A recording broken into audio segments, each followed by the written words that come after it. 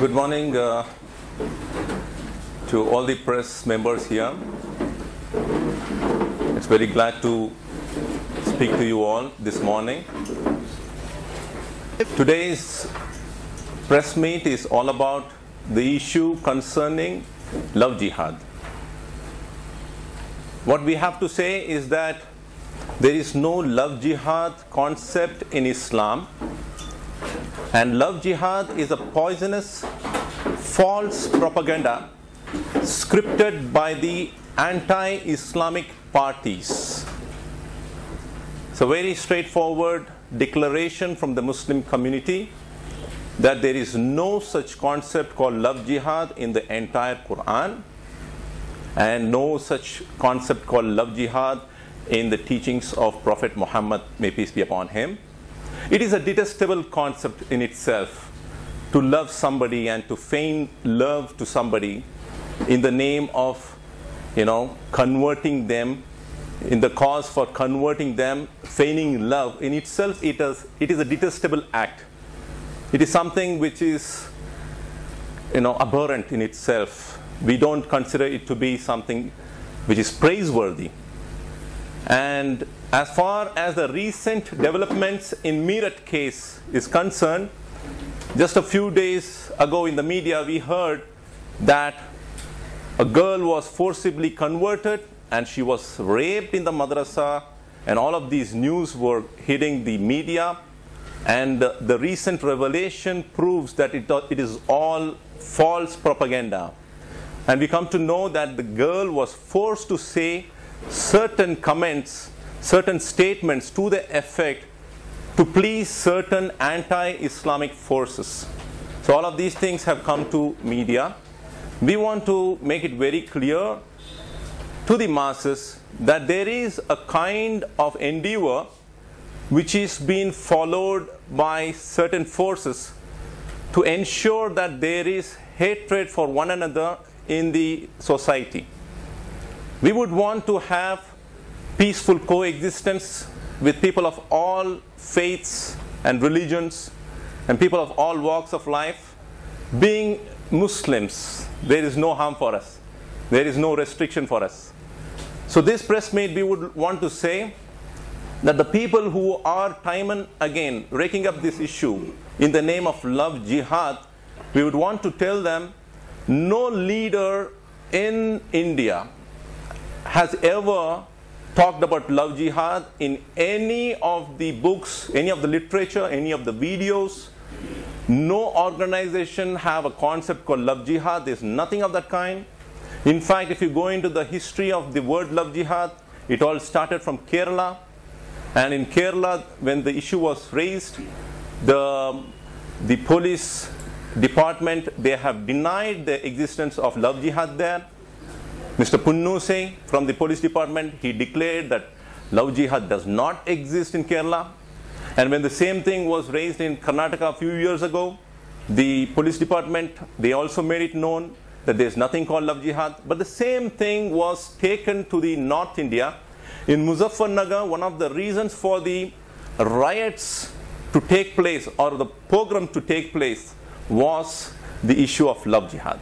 Because the common masses were actually brought into emotional feelings by bringing out these issues to the masses just to, work on their emotions and to work on, to make as much as possible for them to make the community into polarization and thereby make their own places in the society.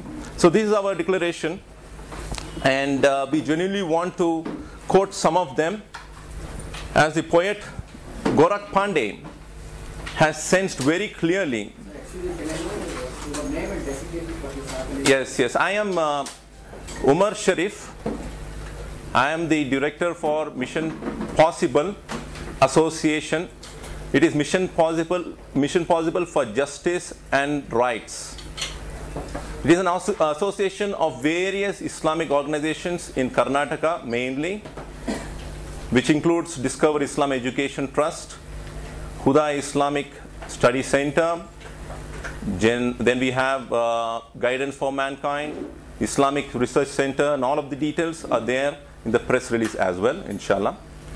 and we engage in time and again appearing in front of the media and to voice out our opinions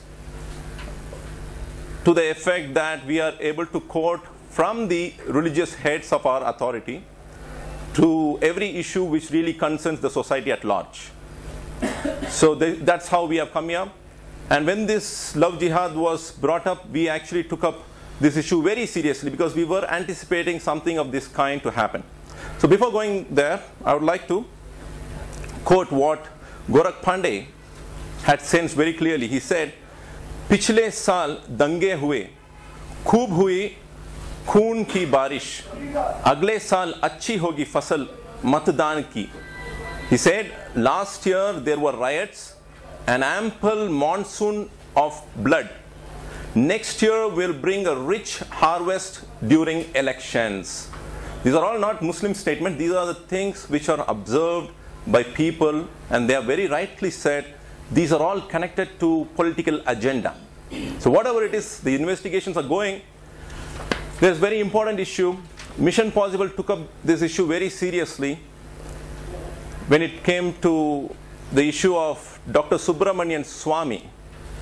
He happened to post a lot of his comments on the Facebook and Twitter, and when we found this was complete hate monger, then we took up this issue, and the police department of Karnataka, Bangalore, they have booked a case against him. An FIR is already been made. An FIR is already been made against Dr. Subramanian Swamy. So we are very serious about taking this issue to court. Legal actions are being taken. Human Rights Watch will be monitored, and media will be given time and again our plans and our organized effort so that even you are aware of what's happening around. So we would want to do everything within the constitutional guidance and to engage with all the law and order procedures to ensure that there is safety, there is freedom, there is security for all the people in Karnataka and for India at large. Why not do the whole of India we are looking at, inshallah. What is the next course of action now that? The next course of action, we are taking this to the court. The issues are being taken, and we are having a couple of meetings amongst ourselves as to how do we go and win the trust of people of other communities. That is very important. As we all know, we acknowledge that we all have to see each other's face every day, and there is a need for trust. Whatever we win the law, win the case, or whatever it is, at the end of the day, trust is very important. So we want to have that mutual trust among the people of various communities, be it Muslims and be it non-Muslims and being Christians or Hindus or whatever it is. So that is an endeavor in itself. We are working on it. We are working to have a kind of, in fact, we would have to blame a lot of things from our own community for not entering into the mainstream. You know, not many of us actually come and be so vocal as and when it is required to express their voice. Many times people, you know, they don't even know what's happening around the world. They are like Urdu. They speak much of Urdu and they don't read much of English. And people who are, you know, these are the things which we are having our own challenge. Will you give any memorandum to the governor or? Memorandum to the governor shall be considered, inshallah. You take these people who have put a false case to the court or asking for compensation? Yes, we can go to that extent also. But primarily we want to concentrate on Dr. Subramanian Swamy. But we can't talk about other things, but what's happening with the case there, because we are not going to be there personally. We are here in Bangalore, but we can only support some activities which is happening there. But primarily our concern is with the case of Dr. Subramanian Swamy, so that if we can deal with this one person and the rest of the people can learn a lesson from that. He's having about 20 members with the guns all the time. You know, we come walking on the street without any guns, with a beard, of course. With the beard, we're walking on the street without guns and everything. He's got about 20 members, 30 members with the guns. Why? Because of the statements that he's making. He's not knowing how many enemies he's got from across the world. Did you speak to the girl? No, sir, I haven't personally spoken to girl. There are media endeavor which is happening, and time and again we keep getting. Yeah, she has been clear and she has explained how this has happened, and initially how the pressure was put on her that she should do what they wanted her to do. And she eventually said that as anyone falls in love, this boy used to come on his bike, he used to tell me, can I drop you, I'm a friend of your friends. And actually a normal love story happened. It actually wasn't nothing to do with Islam or nothing to do with any other religion. It was just a boy and a girl. She used to go to her coaching class, he used to come on his bike, he used to drop her, and that's where they fell in love. Where's the love jihad there? And then after that she has explained, clearly that doesn't want, this has been forced on her, and this is not something she had wanted to do. And she has realized, and all these stories that have been put up, that she was gang raped, and there are 40 girls in the madrasa, and there are, the madrasa people removed her fallopian tube so that she can't become pregnant again.